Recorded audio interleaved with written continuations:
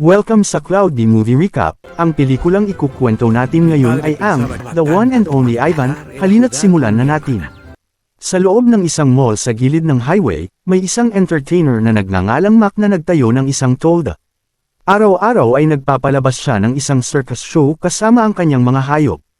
Bagamat nagugustuhan ng mga manunood ang lahat ng palabas, ang pangunahing atraksyon ay si Ivan, isang silverback gorilla na nagpapanggap na galit sa harap ng mga tao upang humanga sila sa kanya.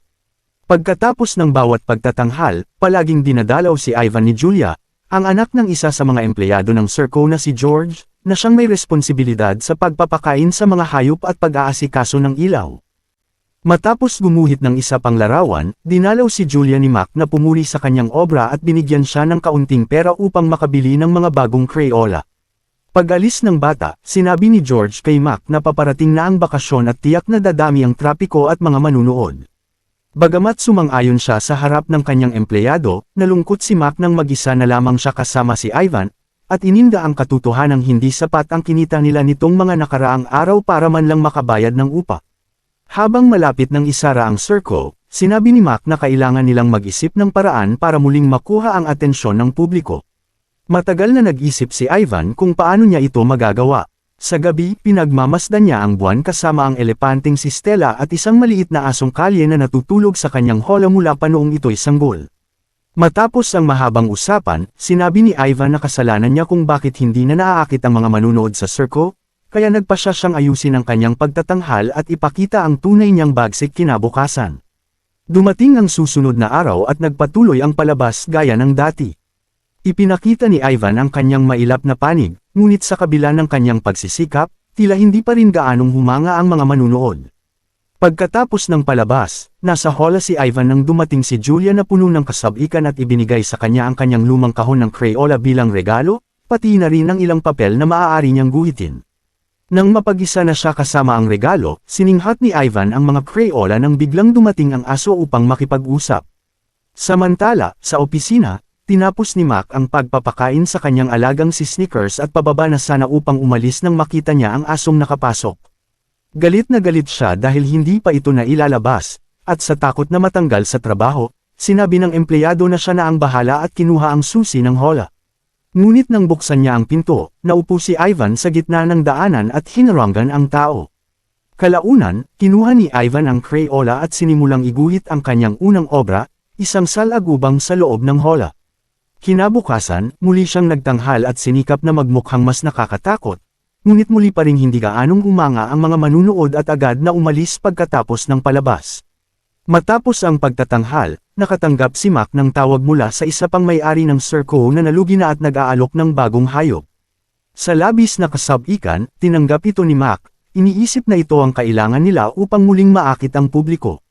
Habang walang kaalam-alam si Ivan sa plano, kinausap niya ang aso nang dumating si Julia upang ipakita ang isa pa niyang guhit, isang larawan ng asong kalye. Pinangalanan niya itong Bob. Nang lumapit ang aso upang tingnan ang drawing, hindi sinasadyang nabaligtad ang papel at nakita ni Julia ang guhit na ginawa ni Ivan. Humanga siya sa husay nito at agad na tinawag ang kanyang ama. Inakala ng ama na simpleng doodle lamang iyon, ngunit nakilala ni Julia ang salagubang na ikinatuwa ng gorilla. Kinabukasan, maagang nagising si Mac upang ihanda ang lahat bago dumating ang bagong hayop. Sinamantala ni Bob ang pagkakataon upang pumasok sa opisina ni Mac, gamulong sa higaan ni Snickers at kainin ang pagkain nito. Habang kumakain, nakausap niya ang poodle na nagsabing kanselado ang palabas sa araw na iyon dahil sa pagdating ng bagong hayop.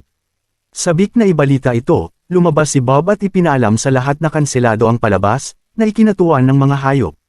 Pagkatapos niyang ibalita ang balita, dumating ang truck na may dalang bagong nilalang na ayaw bumaba ng kusa at itinulak pa si Mac. Matapos matamba, sinabi ni Mac na kakailanganin niya ng tulong at kinuha si Stella mula sa kanyang hola. Dinala niya ito sa lalagyan kung saan naroon ang isang batang elepante. Gamit ang kanyang nguso, ginabayan ni Stella ang munting si Ruby patungo kay Ivan. Ipinakilala ni Mac si Ruby sa iba, sinasabing siya ang kailangan nila upang muling buhayin ang palabas. Nagselos si Ivan at humiga upang matulog, ngunit kinausap siya ni Ruby at humiling ng pinalaman niyang laruan. Hindi pa rin nawawala ang sama ng loob, sinikap ni Ivan na tapusin ang usapan, ngunit mahilig magsalita ang batang elepante at hiniling pa na magkwento siya. Tumigil lamang ito nang ikinwento ni Ivan kung gaano siya nakakatakot sa kanyang mga palabas. Kinabukasan, may panibagong pagtatanghal. Muling sinikap ni Ivan na takutin ang mga tao, ngunit bago pa man siya matapos, isinara ni Mac ang kurtina at sinabi na oras na upang ipakilala ang bagong bituin ng circo, si Ruby. Dahil ito ang unang pagtatanghal ni Ruby, sumama sa kanya si Stella upang tulungan siya, kaya inakala ng mga tao na mag-ina sila. Dahil dito, mas lalo silang natuwa at pumalakpak ng higit pa kaysa dati, dahilan upang sumikat ng husto ang circo. Upang lalo pang makakuha ng atensyon, inilagay ni Mac ang larawan ni Ruby sa ibabaw ng poster ni Ivan, na lalong nagpalungkot sa Gorilya. Matapos ang isa pang palabas, lumapit si Julia kay Ruby at binati siya. Habang nag-uusap sila, napansin ni Julia na hindi nakatapak ng maayos si Stella at agad niyang sinabi ito sa kanyang ama, na siya namang nagsabi kay Mac. Sinuri ni Mac ang paa ni Stella ngunit walang makitang sugat, kaya naghinala siya ng impeksyon at tumawag ng veterinaryo. Habang naghihintay, ikinwento ni Stella kay Ruby ang panahong siya'y malaya pa at namumuhay ng payapa sa Savannah, na nagpasabik kay Ruby sa ideya ng muling pamumuhay sa kalikasan balang araw. Kinabukasan, masama pa rin ang lagay ng paa ni Stella kaya hindi siya nakapagtanghal, at napilitang mag-isa si Ruby sa entablado. Nang dumating ang oras ng palabas, natakot ang batang elepante at ayaw lumabas, kaya't isinantibi ni Ivan ang kanyang sama ng loob upang palakasin ang loob niya. Mas kampante na si Ruby at nagawa niyang magtanghal ng mag-isa sa gitna ng entablado, na sinalubong ng masigabong palakpakan ng buong audience. Sa gabi, napansin ni Ivan na hindi makatulog si Ruby dahil sa gutom, kaya iginuhit niya ang isang carrot at ibinigay ito sa kanya. Habang hawak ang papel, hiniling ni Ruby na magkwento si Ivan, at ikinwento niya ang kanyang pagkabata noong masaya pa siyang namumuhay kasama si Mac at ang asawa nito. Dahil sanggol pa siya noon, malaya siyang nakakapunta kahit saan at naging malaking atraksyon sa publiko, na nagbigay kay Mac ng ideya na pagkakitaan siya sa pamamagitan ng mga litrato. Habang lumalaki si Ivan, naging mas makulat siya at nasira ang bahagi ng bahay ng mga tao, na labis na ikinasama ng loob ng asawa ni Mac hanggang sa tuluyan itong umalis at hindi na bumalik. Dahil dito, nagpa siya si Mac na magbukas ng circo at mula noon ay ikinulong si Ivan, kasama ng iba pang mga hayop na binili niya para sa palabas. Habang nakikinig, nakatulog si Ruby sa tabi ng hola ni Ivan. Bago matulog si Ivan, tinawag siya ni Stella at binalaan na hindi na siya magtatagal. Bago siya tuluyang umalis, pinanggakwan niya si Ivan na aalagaan si Ruby at hiningi na magkaroon ito ng buhay sa ligaw, malaya at malayo sa mga hola. Nang marinig ito, nangako si Ivan na magkakaroon si Ruby ng ibang kapalaran at nagpaalam sa kanyang kaibigan, na tuluyan ng pumanaw. Pagkatapos mawala si Stella, labis ang lungkot ng lahat sa circo. Kinausap ni Mac si Ruby upang pakalmihin siya at agad na sinimulan ang kanyang pagsasanay. Habang pinagmamasdan ito mula sa malayo, napansin ni Julia na pagod na ang elepante at hiniling kay Mac na itigil muna ang pagsasanay. Ngunit tumanggi ang lalaki at patuloy na pinilit si Ruby mula sa loob ng kanyang hola. Pinanood ni Ivan ang lahat at nagpasya siyang makialam, umuungal habang sinasabihan si Mac na tigilan na ang maliit na elepante. Sa kabila ng reklamo ng Gorilya, hindi siya pinansin ni Mac. Si Ruby mismo ang nagpahinto sa kanya nang magbuga ito ng tubig mula sa kanyang nguso, diretsyong tumama sa mukha ng lalaki at ibinunyag ang tunay nitong anyo, bas at kalbo, si Heisenberg. Sa wakas ay tumigil si Mac, at sinimula ni Ivan na iguhit ang susi ng hola. Umaasang makikilala ni Julia ang guhit at palalayain sila upang makarating sa kagubatan sa kabilang panig ng highway. Kinabukasan, maagang dumating si Julia at binati ang lahat ng hayop. Nang lumapit siya sa hola ni Ivan, iniabot sa kanya ng Gorilya ang papel, ngunit bago pa niya ito makilala, dumating si Mac at hininging makita ang mga guhit. Nang malaman niyang si Ivan ang gumuhit, napagtanto ng lalaki kung gaano ito makakaakit ng publiko at inanunsyo sa telebisyon na marunong gumuhit ang kanyang Gorilya. Dumami ang mga manunood at muling naging pangunahing atraksyon si Ivan. Gayunman, hindi pa rin masaya ang primate at patuloy na pinagmamasdan si Ruby habang naglalaro. Nang oras na para sa pagtatanghal, kumuha si Ivan ng tisa at tumitig sa mga manunood. Sa kabila ng panguudyok ng tagapagsalita, wala siyang iginuhit kahit isang guhit at bumalik siya sa kanyang hola sa kalagitnaan ng palabas, na ikinadismaya ng lahat sa circo, kabilang na si Mac.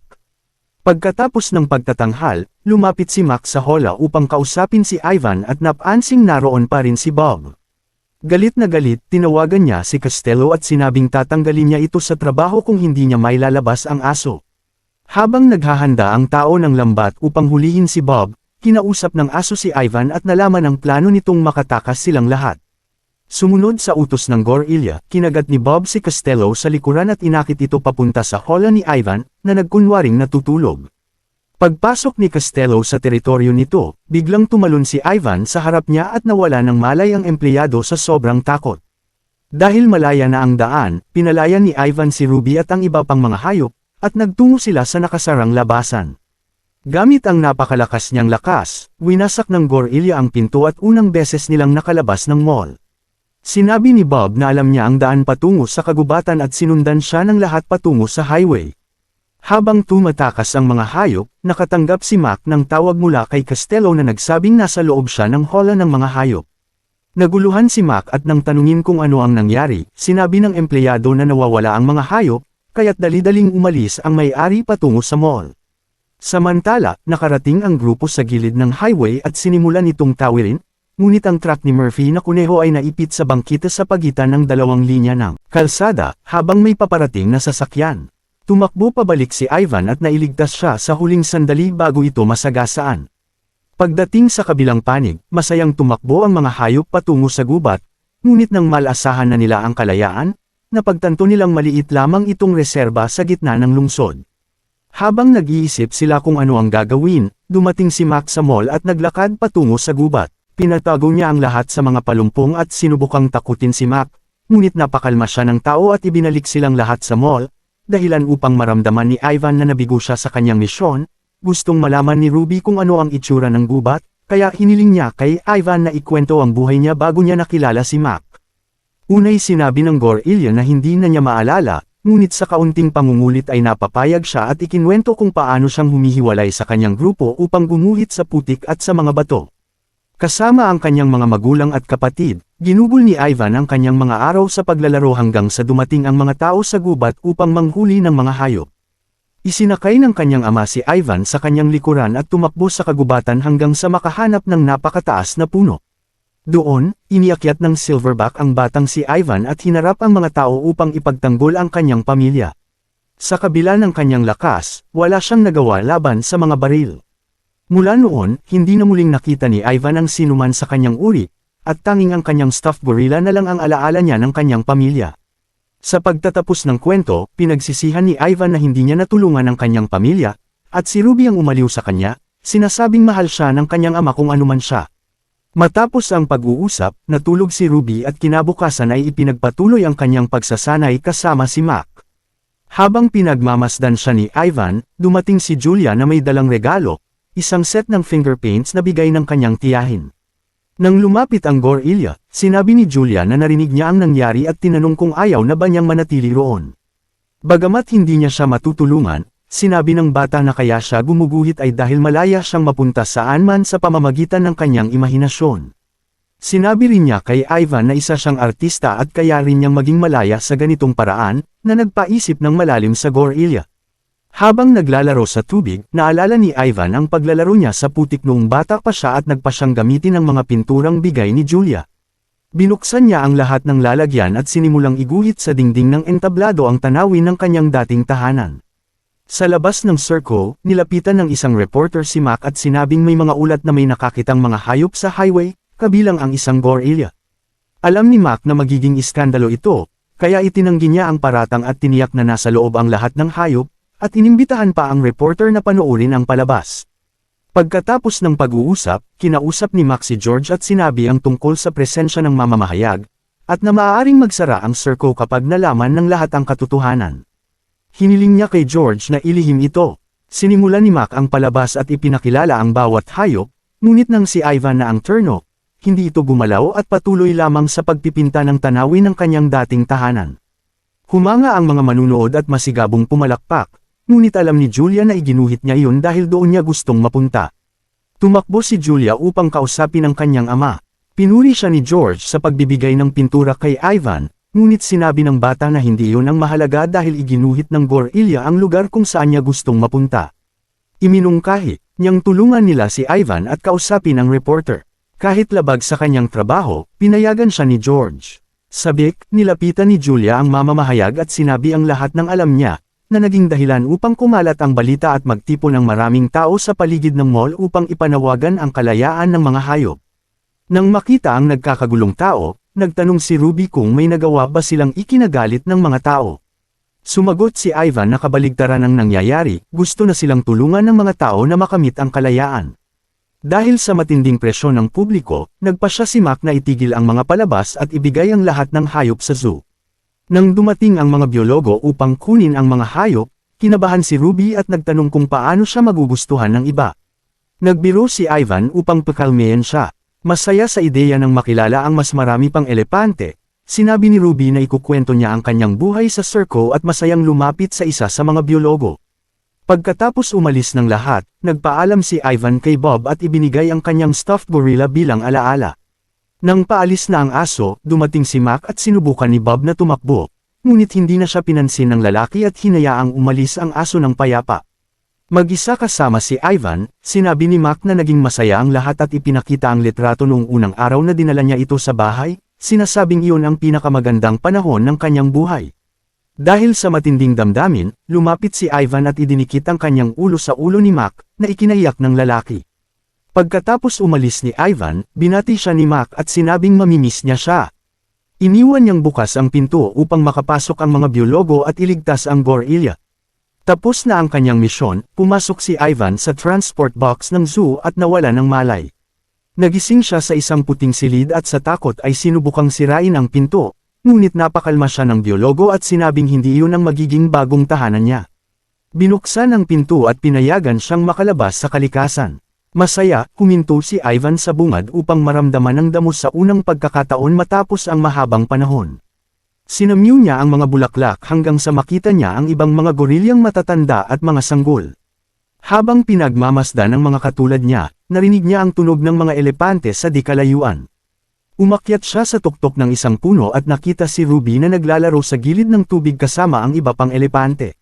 Ramdam ni Ivan na natupad na ang kanyang misyon, at sa kanyang isipan ay sinabi niya kay Stella na si Ruby ay nakapamuhay na sa tunay na kalikasan at natupad na ang kanyang pangako, habang pinagmamasdan mula sa malayo ang elepanteng lumalakad palayo kasama ang kanyang grupo.